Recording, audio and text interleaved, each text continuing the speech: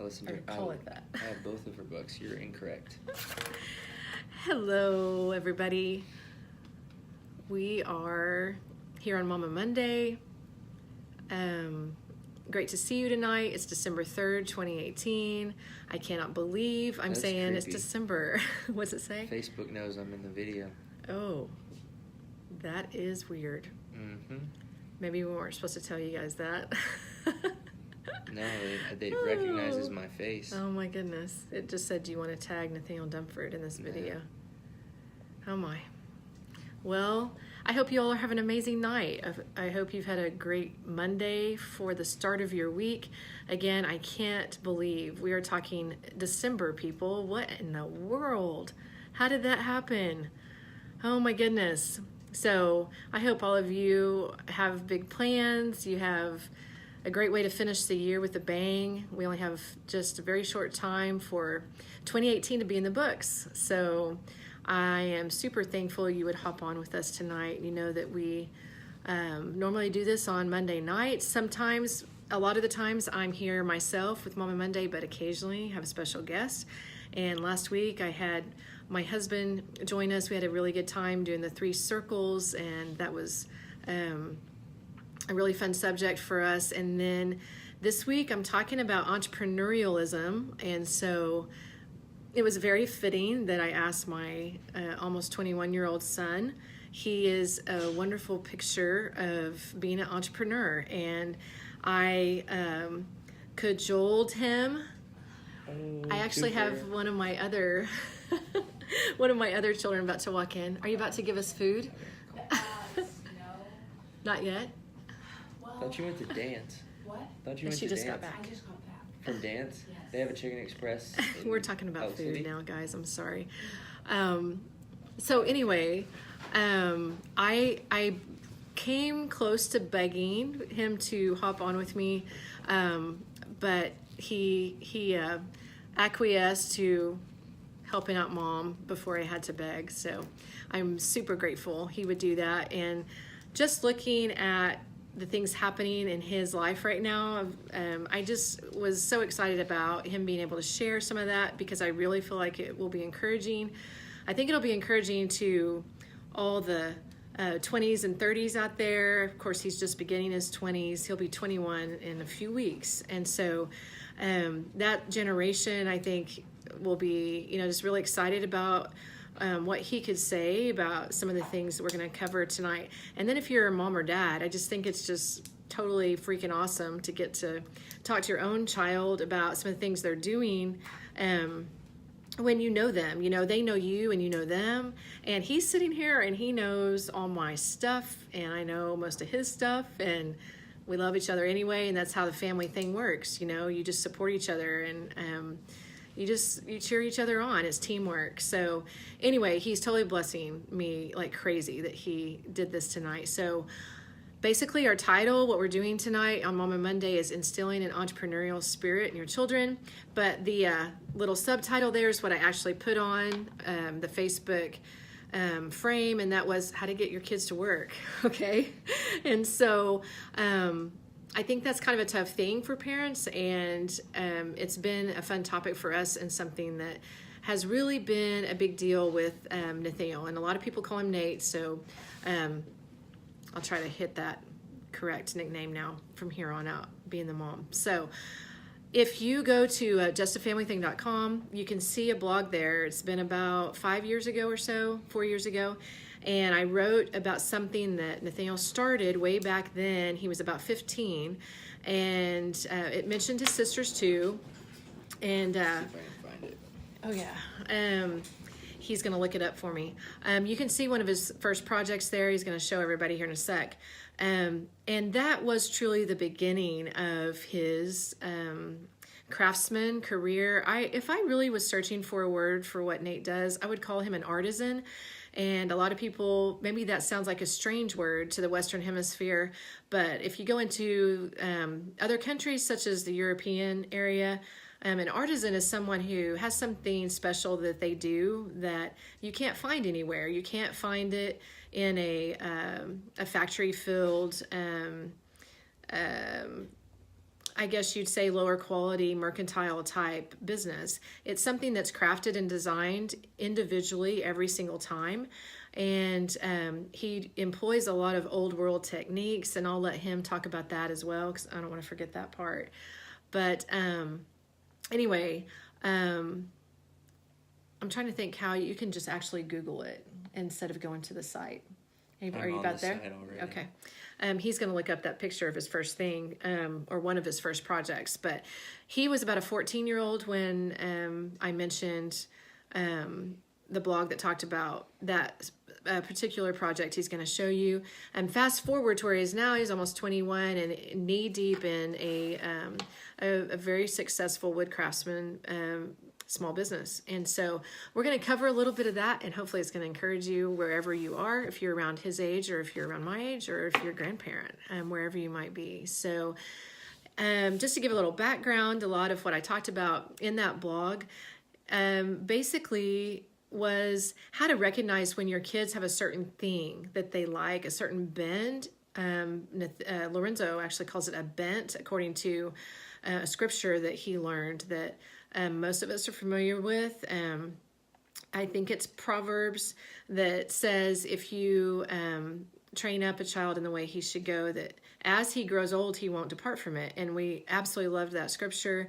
But some of the Hebrew in there talks about their bent, or the way they lean, so to speak. What is a good thing for them, what they have gifts in, and that has been a very interesting story in watching how that played out. We do teach our. Did you find it? If you'll, how your blog works. If you'll actually Google the title, I think you'll find it. How to instill entrepreneurial spirit, and I think you could have just a family thing on it. Oh Lord, that's gonna take a second. Anyway, I should have prepared him so he could have found that picture. But anyway, as far as when we started out, with our first 3 older kids, of course, we really, I mean, truthfully, guys, I mean, we just really didn't have any idea what we're doing. We're praying and trying to do the best we can. And Lorenzo was really, really big on let's foster in them an idea that they can be entrepreneurial. Let's teach them what that means. And that's how this country began. That's been the bloodline of the United States, is the small business. And so that was in our minds and was what we wanted to focus on. And how that looked when they were younger is, in Nate's case, I'll apply it to him. A lot of times that meant that he was tearing everything apart. It meant he was breaking things. It meant at some point, once he pulled things apart, he started putting them back together. And I'm trying to think, in my memory, he was probably about 6 or 7 when I realized, you know what, this kid is doing something crazy with his hands and his brain. Something is going on here. He's really got some gifts in this area. And as he got into the 10 to 13 area, that's when we really started, hitting that subject heavily, and talking about how, at some point, once he got into the high school area, we wanted to ask him to start a small business. So we started studying the subject. We started studying. Can't find it? No. Okay. I probably can find it, actually, if you let me Google it. So anyway, in that first time I wrote about it, you'll see a picture if you want to look it up on my blog. You can see one of his first projects.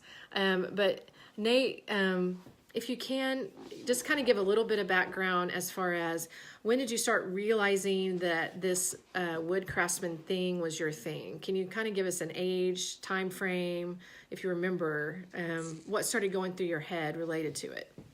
Well, I was always interested. I'd been interested from about 11 or 12. We'd just go into the hardware store about twice a year to get something. That's funny, some nondescript item that we never ended up finding. And I just thought, man, the wood smells so good. I'd love to do that one day.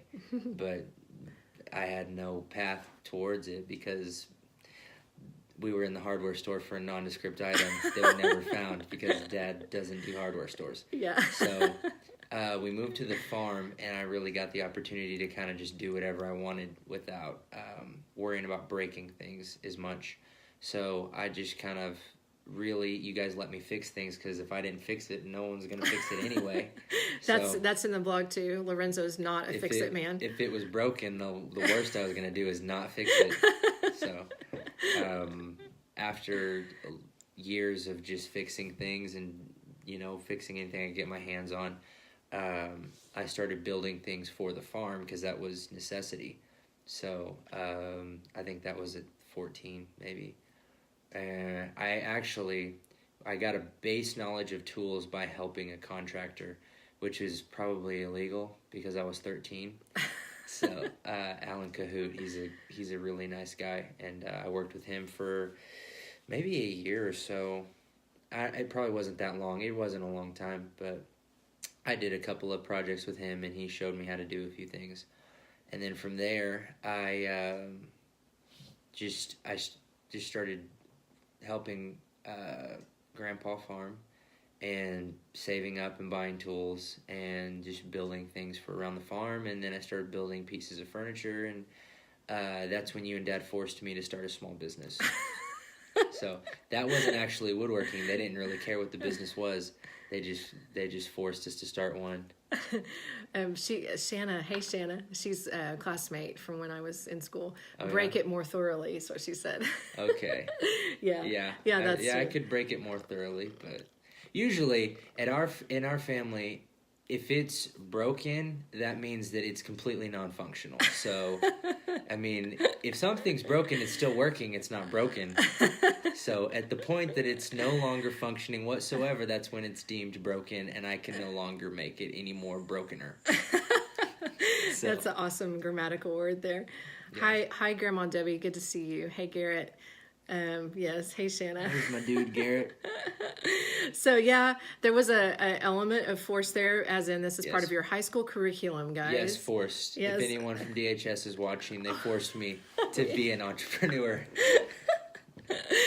Oh my goodness. Not really. Yeah, he from that point, truthfully, looking back and really even thinking about it with Nate here tonight, we did have, a beginning expectation for the kids, and this again applies to Hannah and Micah. They're oldest 3, and we'll talk more about the girls on some of the other shows. Micah will be here next week, hopefully. But beyond that, Nathaniel really just took the bull by the horns at that point, and that's what was exciting to see. I've seen the video of the cabinets he made. Oh, thank you, Jason. Hey, good to see you. Who's Jason? Jason is Mark and Connie's nephew. Oh, okay, cool. Yeah. Mimi taught him. There's a lot of people that fall under that umbrella. Yeah, my mom's teacher of a lot of kids. Good to see you, Jason. So anyway, even just thinking about it tonight, from there, Lorenzo and I can take zero credit, not that we'd want to anyway. We really couldn't, though, because seeing that special thing that he had, the main responsibility we felt was just not to mess it up. I mean, we just didn't want to mess up what he was doing. We wanted to help with maybe some of his PR skills. He's not super extroverted, and so we knew we'd probably have to practice on that quite a bit. Force me to be extroverted. Force him to be extroverted. And yeah, and you hear that in how his personality comes out with talking to you all tonight. But we basically kind of got to watch and support and give insight, and the mama... Leslie. Yeah, hey, Leslie. Thank you so much. And the mama, of course, is praying, that we don't cut off any appendages. Make sure we it has all 10 fingers. The other cool thing here that a lot of you may not know is my grandpa was a master carpenter, and he built probably 100 houses in his lifetime. Maybe? Is that too many? 60? That's way too many, yeah. He didn't build 100. Well, as a little kid, he built a lot. It seemed like 100. He built many, many homes in Custer County, and was quite a craftsman himself. And so that's been really fun to watch, because obviously he only knew Nathaniel as a baby for a few months before he passed away. And so watching that as my grandpa's granddaughter and my own son has been it's been such a cool thing for me. Very, very powerful and exciting. So that obviously made itself known. If you're the mom and dad there and you're wondering, the whole work element, Lorenzo and I the big thing was, okay, well, you have to do the basic things well to be able to do what you love to do, and so they had chores. I'm saying had for the older ones, and of course the other ones, the younger ones have chores. They have things they have to do that. Thank you, Shanna. Yeah, it was really very exciting. Shanna, you remember my grandpa, I think. They have things that they have to do that they don't like, which Nathaniel, I really like to get his opinion on that. We've talked quite a bit about it in kind of a funny way. How, Nathaniel, being at your state in life, without being married or having kids yet, what's the cool thing that you could get across to a parent being a young adult, doing your craft, about what we required you to do before you did your thing you're doing now, as far as just basic work and chores type stuff? Well, everybody had basic work and chores. We had, probably by most standards, a lot of chores because there are a lot of us. My parents have 52 kids, so Thank you. we had a lot of chores. 13. But they would always say to us when we were doing our chores that we didn't have to do chores. We got to do chores. It was our privilege to get to help out. So that worked for a while. I got to a certain age and I was like, no, you guys are forcing us. This is a benevolent dictatorship. But it worked out because another thing they did is they did have us do chores, but they also did a really good job of not acting like we weren't bad at things, but figuring out what we were good at and kind of steering us towards things that exploited our gifts. And that's one thing that was a real benefit with us all being homeschooled, is they could custom make a program for each one of us. And since they knew us all so well, being their children, they could see where we were lacking, and they could say, well, okay, you're terrible at spelling, but you're good at math, so you have to be able to spell, so we're going to do what you have to do. But let's focus on math as far as further education than standard, because you're good at math. So that's what they did, and they let me do all kinds of extracurricular activities when it came to woodworking and woodworking literature. I bought books, I bought magazines, and they said, well, that counts, so we can do part of that for your school. So that was really beneficial as far as getting me started and interested. Otherwise, I probably wouldn't have considered it as a long-term business opportunity. I never thought about that till just now, but when he hit about 14, I'd say, he started building his own library, and he paid for it. He paid for all his own books and all of his material that he wanted. And truthfully, up to that time, he really didn't love reading that much. It was not his favorite thing to do. And he did, kind of the bare bones of it. But once he got all this material that he really was interested in, I mean, that was all she wrote, and we didn't pay for it. He has this big library of stuff that he owns. Consequently, that turned into the machinery that he now owns. He's paid for it all as he's gone along with cash. He's never been in a position where he wanted to borrow money for his small business. And so since he started out with that small baby step, he was able to transition into actually funding his own business as well. So now he has the asset side of running his shop, his business. So that being said, I'm going to get into some of the present state of what you're doing now with Yak Wood. That's the name of his business presently. And just tell us a little bit about where you are now, what you're doing now, and where they can find your stuff and see what you've done. Well, anybody can find my stuff on Facebook under Nate Dunford, and Instagram is Yak Woodwork. I just changed the handle like a week ago. So it's just at Yak Woodwork, YAC, not YAK. I'm sure that's probably a stumbling block. Yeah, YAC. Yeah. Woodwork. And currently, where I started, I just basically anything that anyone wanted me to make out of wood, I would do it.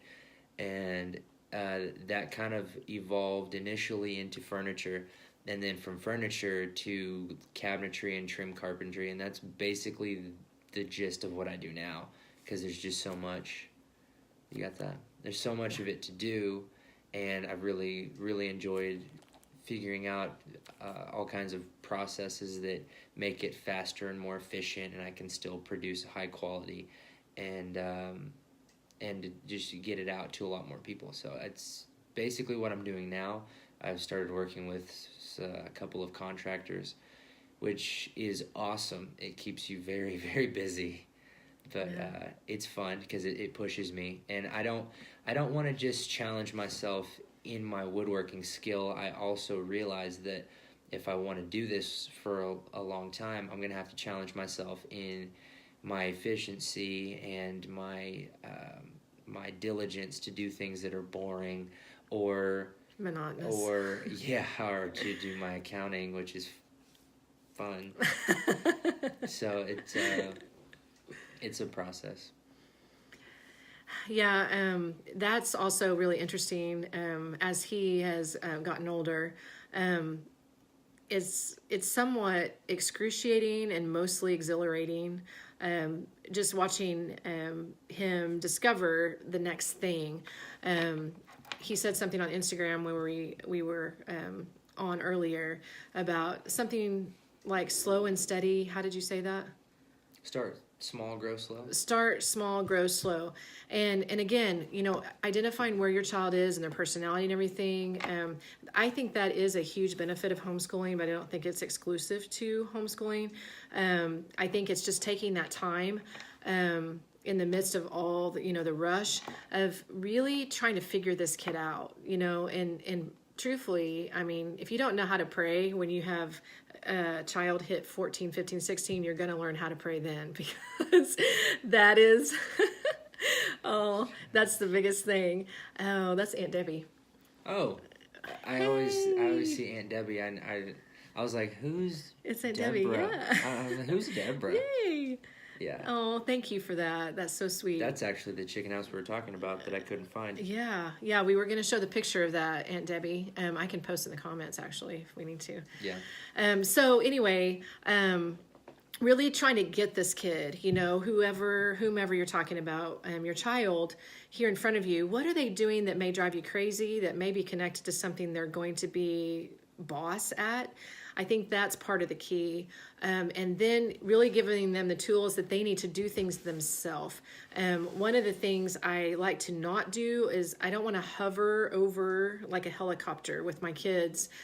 When they have something they're really wanting to do, I want to kind of just say, hey, here's XYZ and go for it. And then if they come back, they need help or they skin their knee or whatever, so to speak, then, I want to say, okay, hey, that's great. I'll hop in.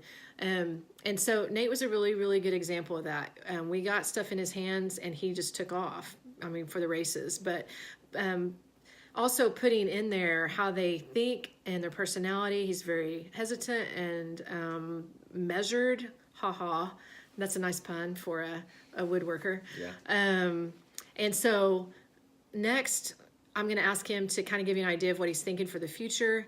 He's 6 years in on this small business. He's done the accounting side, he's done the PR side, he's done the contractor side, and he's putting out an amazing product. And so now basically what's left is just kind of managing himself, which I was wanting him to kind of talk about a little bit as far as running all those things and wearing all those hats. How do you do that? What's that look like? I don't always do it as well as I'd like, but I just try to start with the thing that's the hardest to do, which is the office work. Hold on one second. Do homeschool families share a community of mentoring if need be? We've been off and on. We did, for the majority of my childhood, we didn't. We went to church and we had social interaction at church and church programs. But until my younger siblings came along, we really didn't that much. And then they joined a co-op, and that was a really fun community. It was just a once-a-week thing. And still have a lot of friends from that co-op that are really good, really good friends to this day. But it's just, even that co-op was just kind of off and on, 1 year on, 1 year off for 4 years? Something like that. Yeah. Yeah, so not a ton, but usually there are communities out here. Yeah, and Shanna, sometimes Nate, you probably don't remember me, but I'm so proud of you. I wish every parent could be watching this. Oh, that's a Aw. load of crap. I totally remember. I remember the dancing Santa Claus doll and the peanut butter cookies and the pool parties. So, yes, thank you very much. I have a very good memory. Grandma Aunt Debbie. Aunt Debbie. Did you call her Aunt Debbie or Aunt Grandma We Debbie? didn't call her Grandma Debbie. Are you We called her sure? Aunt Debbie, for Oh, sure. Yeah. Okay, well, he totally remembers you. So, anyway, so Shanna, the other thing that would happen, is since we were in the home environment, you'd have things happen like your plumbing go out, and then we'd have this guy come over that Nathaniel made friends with. That he wanted to take Nathaniel along with him every time he came over because he would watch everything he did. He would watch how he fixed what he fixed. That's why eventually I haven't had to call a plumber except for maybe something super major. I mean, You called Tanner a couple times. I've called Tanner a couple of times, but the thing was that when you're in that environment, then they find people to watch just because they're there. And so, that kind of alleviated me having to call them, obviously. Wow, his mannerisms are exactly Lorenzo. Hey, Jeff, I think he looks like me. Joy, Nate, you're doing so well. Miss you all. Oh, thanks, guys. So anyway, basically, that mentoring kind of happened as he got older, and then when we see good role models that he was able to spend time with or work with, such as the really great men that he mentioned, Alan and JC, they just instilled a lot in him. We were so grateful for that, and it just is a process. So basically, Nate, you were going to talk about kind of what you see futuristically for Yak Wood, and yes, teachable moments, exactly. What are you seeing as far as where you can go from here? I just plan to, I've had a lot of cool opportunities, and I just plan to keep growing the business to hopefully allow more people like me to be able to do this awesome craft that most people only get to do as a hobby. And I'd like to allow as many people as I can to be able to help me do it and be able to do it every day, because I really love doing it. Some days I don't, like it's kind of cold right now. I don't like doing it when it's cold, and I don't like doing accounting, and I don't really like drawing all that much, but it's all just part of the process. And I guess the hard parts are just kind of the rocks you hit your toes on the way up a mountain. So I just plan on just continuing to do what I'm doing right now, and hopefully add on people in the future, and just slowly but surely just grow it to as big as I can. Well, it reminds me of something that Nate and I talk about a lot. We kind of... Oh, there's Lisa Trumpeter. Yeah, she said, I got to hear this. We haven't seen Pat and Lisa in forever. They're in OKC now. So, really? yeah, we're going to have them out. They came back from California? Yeah, tell Pat hi for us, Lisa. Yeah, so good to see you. Pat's the dude.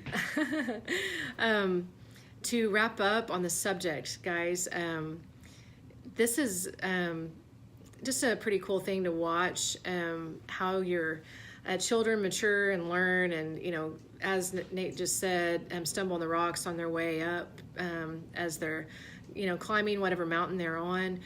One of the people we really enjoy watching, great idea, Bailey said, hopefully you have a sib that likes accounting. I don't. Not yet. Not yet, but we probably will. Yes, you can watch it again, Debbie. Yes, it's going to be on my page here on my personal page. Okay, you'll be able to come back. Yes, the sibling factor has been kind of fun, because he really isn't at the spot he wants to have full-time employees yet. He's not wanting to expand that far, so he's been able to have 2 or 3 of his siblings help him and learn what he does. He's been able to show them baby steps as well. And so that's, yes, on Facebook right here, Grandma Debbie, yeah. Aunt Debbie. So that's been really helpful for him to have them in his back pocket, where he gets in a crunch time, he can really ask for their input and their help, and that's been great for them too. And that was kind of Lorenzo's and my hope from the beginning, and we really wanted them to be able to interact with each other and help each other. The kids really respect what Nate does. They respect what the older kids do. Hannah, Micah included, and now that next group is coming up, Caleb and Esther, and that's what we wanted. We want them to be able to see something validated, that they're doing something important to them, something they're good at, and that's been really fun to watch. And I think a beautiful result of just a family working together. And so one of the things that this person says that Nate and I follow and really like a lot, when you're talking about managing yourself, just to wrap this up, you have a lot of things that you don't want to do that need to be done, and something this woman says is do it anyway. You're never going to want to do some of the things you need to do. In fact, I had this discussion at the table with the younger kids. Nate used to be at that table, and now he's off doing his thing. But the kids at the table this morning, we were talking about some kind of job or chore that we hadn't hit the way we needed to hit. And one of the things I usually say to them is, if you know how to do KP, if you can clean a sink, and you do it well, and you have a great attitude, you can, what's the rest of that? Do you remember what I used to say? You're not going to say it and make it look like you actually remember. I don't remember at all. I would say, well, if you can do those small things, you can be president of the United States. You can do whatever you want to do. You have to start small and do them well. He's not going to give me the pleasure of saying he actually remembers that. You must have come up with that in the last couple of years, because I don't remember it at all. He's going to say I just came up with it. So anyway, all that to say, we're super proud of how our kiddos are doing. And that's along with the fact that we know they're human. We know, as I said on Instagram earlier, we know their weaknesses. They know ours. And those are frightening moments for a family, because you're human, you're not perfect, yes, teamwork makes the dream work. Petra. Yeah. I've seen Petra I saw Petra in Walmart a couple months ago. They're in Weatherford now. So yes, absolutely. So anyway, all that to say, guys, there's a lot of practice going on here, not perfection, but I just really had on my heart this morning when I woke up, you know what? This guy used to be this little sweet toddler boy that just would be upset if I was out of his sight. And now he is, about to be 21, this amazing man doing an amazing craft. And I just felt like it was an awesome thing to share. And I'm super grateful that he made time to come over and chat with us about it on Momma Monday. I'm very grateful. It's total props. I totally owe him. I owe him lattes and lunch and everything else. So anyway, I hope you enjoyed it tonight. I hope that you grabbed something that could help you and your family wherever you are. And I hope you're encouraged, because the family thing isn't easy. It's not for the faint-hearted. You can do it. Just stick in there. Just keep at it. Lots of people are rooting for you. And Lorenzo and I are praying for you, as always. So Jason, thank you so much. It's super awesome that you would say that. And Nate, thank you. Mm-hmm. I'm very grateful you would hop on with me on this. So love and hugs to everybody. Hope you have an amazing week, an amazing December. We'll be here same time, same place next week on Monday night. Love you guys. Love you too, Jeff.